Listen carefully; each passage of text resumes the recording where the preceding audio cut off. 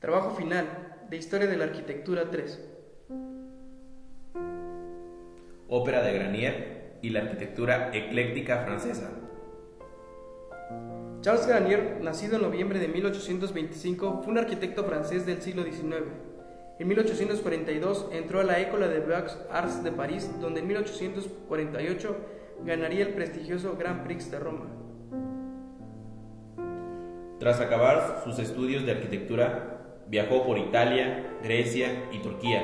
Tras regresar a París en 1854, resultó ganador en el concurso para realizar el Teatro de la Ópera, edificio emblemático del Segundo Imperio francés.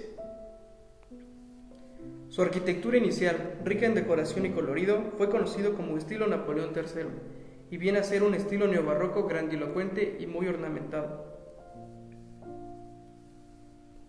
Garnier fue uno de los grandes arquitectos del eclecticismo, caracterizado por la combinación en un mismo proyecto de formas y recursos estéticos pertenecientes a distintas épocas y estilos históricos.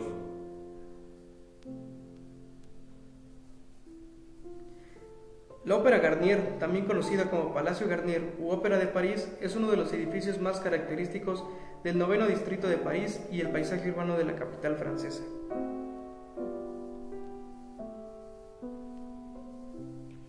Napoleón III, que gobernaba durante esa época, ordenó su construcción al arquitecto Charles Garnier, quien lo diseñó en estilo neobarroco.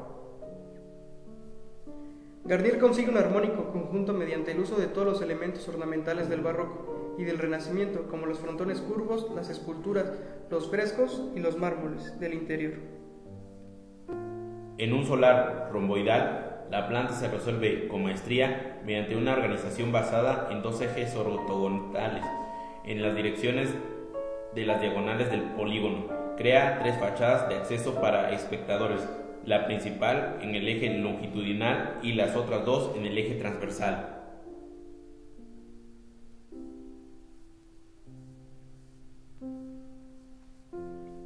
La escalera de Charles Garnier.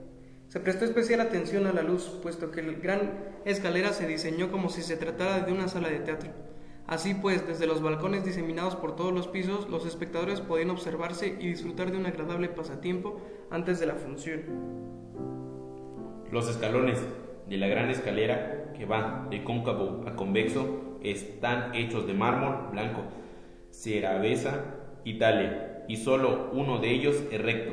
De esta forma se adapta a la curvatura de la balaustra Dionís, cuya base es de mármol verde de Suecia, y los 128 balaustres de mármol rojo antiguo predomina el color, y se utiliza mármoles preciosos como el onís y la florita para atraer las miradas.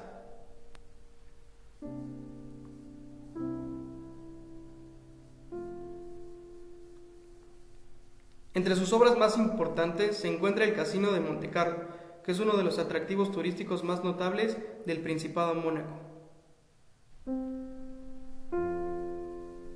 La construcción del edificio actual comenzó en 1858. Para ser el casino más exitoso, se entregó una concesión por 50 años para operar las salas de juego a un particular llamado Franz Blanc en 1861.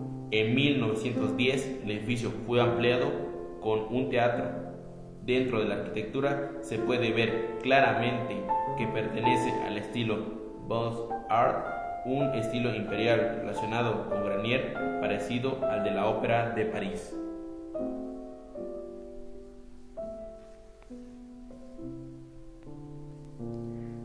Otra de sus obras es el Observatorio de Niza. Es un observatorio astronómico situado en Niza, Francia, en la cima del Monte Gros. El observatorio se comenzó a construir en 1879 por el banquero Raphael Bischoffsheim. El arquitecto fue Charles Garnier, mientras que Gustave Eiffel diseñó la cúpula. Actualmente el observatorio ya no existe como institución científica independiente, fusionándose en 1986 en el CERGA, Centro de Investigación y Geodinámica y Astronometría de Francia, para formar el Observatorio de la Costa Azul.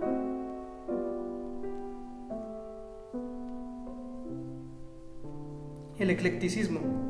El término proviene del vocablo griego excelo, escoger, y esta es en síntesis su íntima naturaleza, aquel estilo que se conforma de la elección y combinación de formas procedentes de diferentes lenguajes que difundidos dan uno nuevo. Cuando abordamos la historia de la arquitectura comprobamos que el eclecticismo es casi una constante. Pocos son los momentos en que un estilo se nos ofrece puro, sin mezclas o adiciones, y sin embargo en la arquitectura decimonónica hay algo diferenciador y definidor.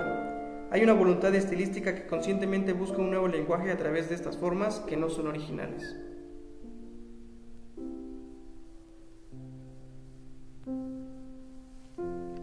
Arquitectura del siglo XIX. El declive de la arquitectura clasicista se inició en la primera mitad del siglo XIX, debido a que el neoclásico del siglo XVIII, impuesto por la academia, limitaba la creatividad del arquitecto a las normas clásicas. En Francia encontramos interesantes relaciones y ejemplos del eclecticismo. Un ejemplo de arquitectura religiosa de Notre Dame de Lorette de 1823 a 1836 de A.H. Levas. El aspecto exterior es un templo con pórtico tetrácilo de orden corintio, mientras que en el interior con 5 naves recuerda a las basílicas paleocristianas. Las obras que mejor identifican el París de Napoleón III son el nuevo Louvre, Visconti Le Feu, que supone la unión del Palacio de Louvre en el de Tullerías, y la ópera encargada mediante un concurso político en 1860 a Charles Garnier.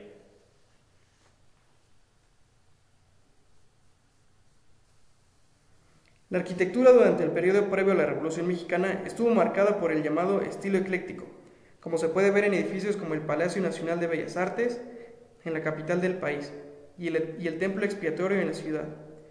Fue un momento muy esplendente, sobre todo en la Ciudad de México y Guadalajara, donde se lograron ejemplos basados en estilo de arquitectura. Citando a Modesto Acebes Asensio, director general de Patrimonio de la Secretaría de Cultura.